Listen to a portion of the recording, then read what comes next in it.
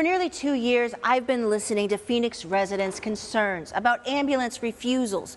Phoenix fire officials have told me that they've retrained all of their first responders to comply with a new law that prohibits them from diagnosing patients or dissuading them from getting an ambulance. But Rob Martino over here tells me that it is still happening, and it happened to him. 67-year-old Rob Martino is exhausted, just walking to the end of his driveway.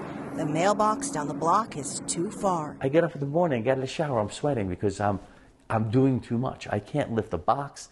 I can't do much. When we visited his North Phoenix home in November, Rob wore a heart defibrillator called a life vest under his shirt 24/7. If this life vest goes off and I can't press the two buttons at the same time, that tells the vest I'm in trouble. It puts out a loud siren and a warning. Do not touch patient, treatment imminent, and then it'll zap me. Rob had a prior heart attack in 2019. He's on all these medications. Then on September 2nd, 2023, Rob said the chest pain started in the morning, and by 9:30 that night, he collapsed in the bathroom, unable to get up, convulsing, barely speaking. Fire department, how may I help you? Rob's significant other, Carrie Gale, called 911. Make sure that he's still awake and still breathing, please. Rob, I'm right here. They're going to be here any second. Help is on the way. We're coming. A fire truck and ambulance were dispatched, lights and sirens, on a heart trouble call. What did you expect to happen when you called 911? I knew that it was very serious. My expectation was that they'll handle it accordingly. Rob says he doesn't remember much about what happened next. Carrie fielded questions from the EMTs. He said to me, "Is he an overly dramatic person?" I didn't even know how to answer that. And they said, "Mr. Martino, you're not having a heart attack. You're having a panic attack. You need to put ice on your neck. You need to breathe from your stomach."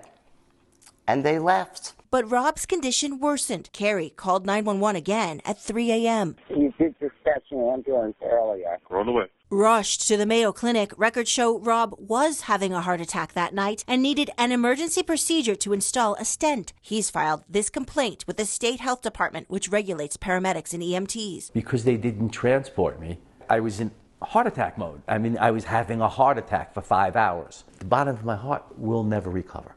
It's, as they put it, flopping around black.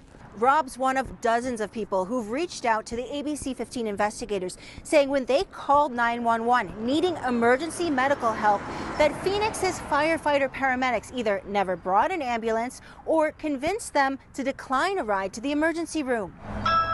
One patient even caught the firefighters on a Ring doorbell camera. That ambulance is $1,500. We'll take her. You got $1,500. I know what I'd like to do with $1,500.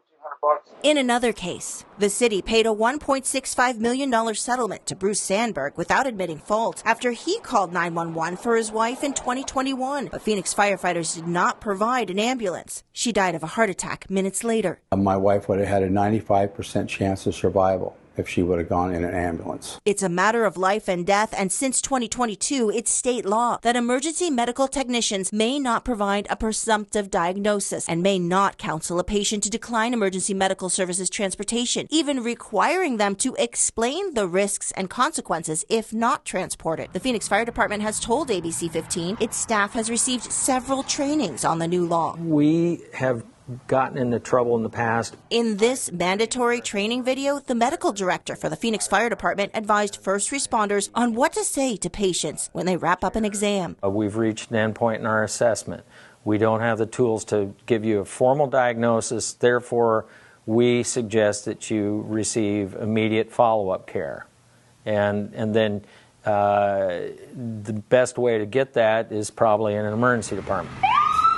Phoenix fire officials say after the law changed, they are transporting more people to the hospital by ambulance. On average, 35 more a day in 2023, and anyone who wants an ambulance gets one. Rob Martino did not get a ride to the hospital after his first 911 call. What is your response to them? It's not fixed. It's broken. The Phoenix Fire Department repeatedly declined to comment on Rob Martino's case, saying it's under investigation. And the State Health Department also declined to comment on Martino's complaint. Meantime, Rob is offering his own ideas for a solution. Similar to signing a form saying you understand your HIPAA rights when you go to a medical office, Rob says, why don't first responders give patients a paper to explain ambulance transportation rights? When they walk in, you call 911. Here, please read this and initial the bottom for me. You keep a copy, I keep a copy. So they have proof that they've given her the law. And then if she says don't transport them, it's my fault or her fault, not their fault. And Rob Martino says that he has been able to make some progress on recovery. He no longer has to wear that life vest defibrillator. Even so, he's not sure if he'll live to see the end of the investigation in his case. But he says that doesn't matter if his story can change the system and save someone else's life.